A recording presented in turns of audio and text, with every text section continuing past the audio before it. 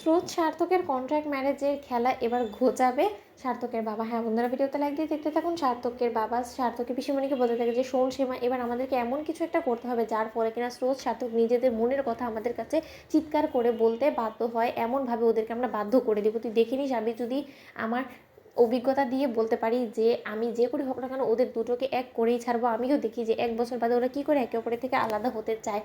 তখন সার্থকের পিসিমণি বলতে থাকে যে দাদা, এর আগে আমাদেরকে যে করেই হোক না কেন ওদের দুটোকে আলাদা করে দিতে হবে একে অপরের থেকে। তারপরে ওদেরকে হাড়ে হাড়ে টের পাইয়ে দিতে হবে যে একে অপরের থেকে বিচ্ছেদ নিয়ে ওরা ঠিক কতটা যন্ত্রণা এবং কষ্টতে কাতরায়। তারপরে ওদের এই যন্ত্রণা কষ্টটাকে ভালোবাসায় পরিণত করতে হবে। অন্যদিকে সার্থকের বাবা প্ল্যান করে সার্থকের ঘরে গিয়ে হঠাৎ করে যখন সার্থকের হাতে এনভেলপ ধরিয়ে দেয়, ঠিক সেই মুহূর্তে সার্থক সেই এনভেলপটার বাবার কাছ থেকে নেওয়া মাত্র অবাক হয়ে যায়, বলতে থাকে যে কী ব্যাপার বাবা, এই রাত বিরাতে তুমি হঠাৎ কী মনে করে আমার ঘরে, আর তার থেকে বড় কথা এনভেলপের মধ্যে কী আছে বলো তো।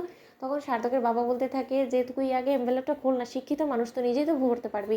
তখন সার্থক যখন এই এনভেলপটা খুলে দেখে যে সেখানে একটা টিকিট রাখা আছে, ঠিক সেই মুহূর্তে সার্থক বলতে থাকে যে বাবা, এটা তো ফ্লাইটের টিকিট কনফার্ম করা, তাহলে তুমি ফ্লাইটের টিকিট কনফার্ম করেছো কার নামে বলো তো। তখন সার্থকের বাবা বলতে থাকে যে তোর কি মনে হয় তোর এবং স্রোতের হানিমুন টিকিট আমি কনফার্ম করেছি? না রে অপদার্থ ছেলে, আমি সেরকম কোনো কিছু করিনি। তোরই তো আজ সকালবেলা আমি দেখলাম যে যথেষ্ট পরিমাণে আক্ষেপ আছিল যে তুই নাকি স্রোতের কারণে তোর হাতে লাগা এত বড় একটা সুবর্ণ সুযোগকে তুই কাজে লাগাতে পারিসনি। তার জন্য আমি ভাবলাম যে না, এরকম করে তিলে তিলে তুই একটু একটু করে আমার মেয়েকে খুঁচিয়ে খুঁচিয়ে মারবি, তার থেকে বরঞ্চ বেটার যে না, তুই নিজের মতো করে নিজের ভবিষ্যৎটা বুঝে নে, তুই তোর নতুন গন্তব্যের দিকে এগো।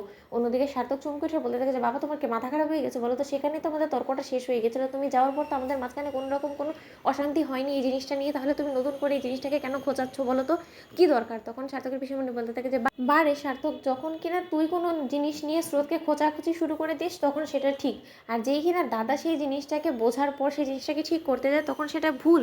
এটা কী রে বলতো?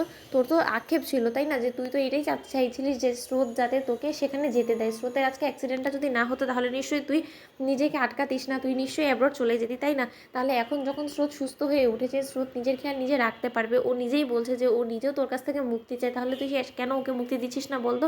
ওর এক্সামটার আগে তুই যদি এই শহর ছেড়ে চলে যাস তাহলে তো ওরই ভালো হবে, মেয়েটা অন্তত মনোযোগ দিয়ে পড়াশোনা করতে পারবে, আর ওর ফাইনাল ইয়ারের রেজাল্টও ভালো হবে।